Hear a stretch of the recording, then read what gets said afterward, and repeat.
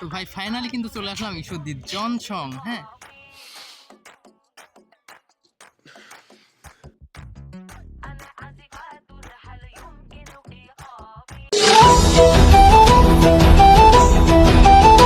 আর আমি বাসা থেকে বের হইতে না হইতে আমাদের বহরপুর মোড়ের উপরে আমার জন্য একটা গাড়ি ওয়েট করতেছিল। দেন উঠে পড়ি গাড়িতে। আর আমি খুব দুঃখিত ভাই, শুক্রবার যাইতে চাইছিলাম ঈশ্বরদী জংশনে, কিন্তু বৃষ্টির কারণে যাইতে পারি নাই। তারপর চলে আসি আমাদের ঈশ্বরদী আলহাজ মোড়। আর আমাদের ঈশ্বরদী আরআরবি সেন্টার হওয়া প্রায় 2 বছর হয়ে গেছে, কিন্তু এখন পর্যন্ত যাইতে পারি নাই। তো তোমরা কমেন্ট করে জানাবে, আমি নেক্সট ভিডিওতে যাওয়ার চেষ্টা করব। তো ফাইনালি চলে আসলাম ঈশ্বরদী বাজারের ভেতরে। আর এখান থেকে ঈশ্বরদী জংশনে যাইতে মাত্র 5 মিনিট সময় লাগে। তো ফাইনালি চলে আসলাম ঈশ্বরদী বাজারের মধ্যে। হ্যাঁ, বিশ্বাস করেন ভাই, এই প্রথম কিন্তু আজকে আসলাম ঈশ্বরদী জংশনে। হ্যাঁ, আর ওভার ব্রিজে উঠতে না উঠতে দেখি একটা মেয়ে আমার দিকে তাকায় আছে, মানে বুঝলাম না ভাই। बड़ा हरामी हो बेटा। আর এদিকে আমি ওভার ব্রিজের উপর ওঠার পর হেভি আকারে পোস্ট পাস নিচ্ছিলাম, কারণ আমার সামনে হেভি হেভি মেয়ে দাঁড়িয়েছিল এই জন্য। আর যারা মেয়ে দেখতে চান আমার মতো, তাদেরকে বলবো ঈশ্বরদী ওভার ব্রিজের উপর আসার জন্য। अच्छा আর ওভার ব্রিজের উপর শুধু আমি না, এরা দুজনও কিন্তু চলে আসে।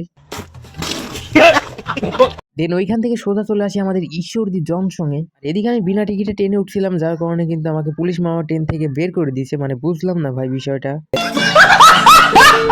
আর এদিকে ঈশ্বরদী জংশনে আসছিলাম মেয়ে দেখার জন্য, কিন্তু বিশ্বাস করেন ভাই, ট্রেন দেখে বাসায় যাওয়া লাগছে।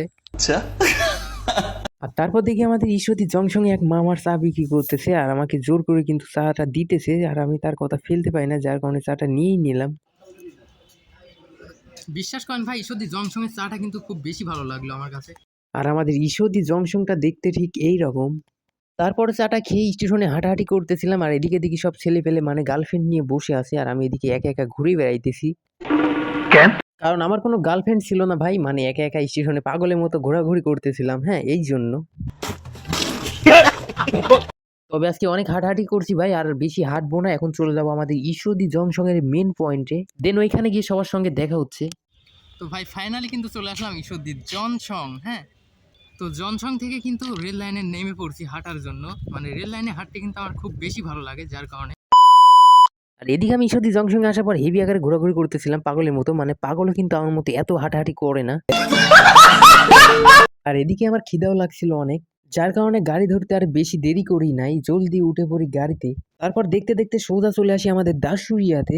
তো ফাইনালি চলে আসলাম আমাদের দাসুরিয়াতে। ভাই ঈশ্বরদী জংশনে এতক্ষণ হাঁটাহাঁটি করার জন্য কিন্তু খিদা লাগিয়েছে। হ্যাঁ, আর এদিকে হোটেলে ঢোকার পর ভাই বিশ্বাস করেন কিছুই পেলাম না। আর এদিকে হোটেলে কিছুই পেলাম না ভাই, দুঃখের কথা, যার কারণে বাসায় চলে যাচ্ছি।